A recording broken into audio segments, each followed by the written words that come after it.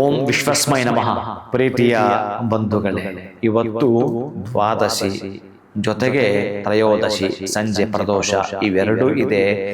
ಬೆಳಿಗ್ಗೆ ನೀವು ಎಷ್ಟು ಜನ ಕೊಡ್ತೀರೋ ಗೊತ್ತಿಲ್ಲ, ಒಂದಷ್ಟು ಅನ್ನದ ಬುತ್ತಿಗಳನ್ನ ಇವತ್ತು ದಾನ ಮಾಡಿ. ದ್ವಾದಶಿಗೆ ಯಾರಾದ್ರೂ ಊಟ ಹಾಕ್ತೀನಿ ಅಂತಂದ್ರೆ ಬಹುಶಃ ಕೃಷ್ಣನಿಗೆ ಉಣಬಡದಷ್ಟು ಪುಣ್ಯವನ್ನ ನೀವು ಪಡ್ಕೊಳ್ತೀರಿ.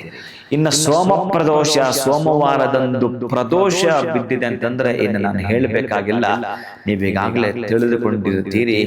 ಸೋಮವಾರ ದಿವಸ ಶಿವನ ಅಭಿಷೇಕವನ್ನ ಕಣ್ಣು ತುಂಬಿಸ್ಕೊಂಡ್ರು ಕೂಡ ಹೇಳ್ತಾರೆ, ನಿಮ್ಮ ಭಾಗ್ಯ ದೊಡ್ಡದು, ನಮ್ಮ ಭಾಗ್ಯ ದೊಡ್ಡದು, ಸಮ್ಮತಿಯಿಂದ ನೀವು ನಾವು ಸಾಟಿ ಮಾಡಿ ನೋಡತಕ್ಕಂತಹ ಸುದಿನ, ಸುವೇಳೆ, ಸುಮುಹೂರ್ತ, ಸುಲಗ್ನ, ಇಂದಿನ ಗೋಧೂಳಿ ಲಗ್ನ. ಪ್ರೀತಿಯ ಬಂಧುಗಳೇ, ಅಂತಹ ಪಾರ್ವತಿ ಪರಮೇಶ್ವರರನ್ನ ನೆನಪು ಮಾಡಿಕೊಳ್ಳೋದು. ಯಾಕೆ ಅಂತಂದ್ರೆ ಈ ಜನ್ಮದಲ್ಲಿ ನಿಮ್ಮ ತಂದೆ ತಾಯಿಗಳು ನಿಮಗೆ ನೆನಪಿದ್ದಾರೆ, ಈ ಹಿಂದಿನ ಜನ್ಮದಲ್ಲಿ ನಿಮಗೆ ತಂದೆ ತಾಯಿಗಳು ಯಾರು ಗೊತ್ತಿಲ್ಲ, ಮುಂದಿನ ಜನ್ಮದಲ್ಲಿ ಯಾರು ನಿಮಗೆ ತಂದೆ ತಾಯಿಗಳಾಗಲಾರ ಗೊತ್ತಿಲ್ಲ. ಒಟ್ಟಾರೆ ಯಾವ ಜೀವಂಚ ಕಾಲವೂ ಕೂಡ ಬಹುಶಃ ನಮಗೆ ಜಗತಃ ಪಿತರು ಪಾರ್ವತಿ ಪರಮೇಶ್ವರರಾಗಿರುತ್ತಾರೆ.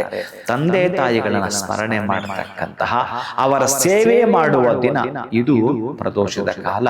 ಶುಭಂ ಭೂಯಾತ್.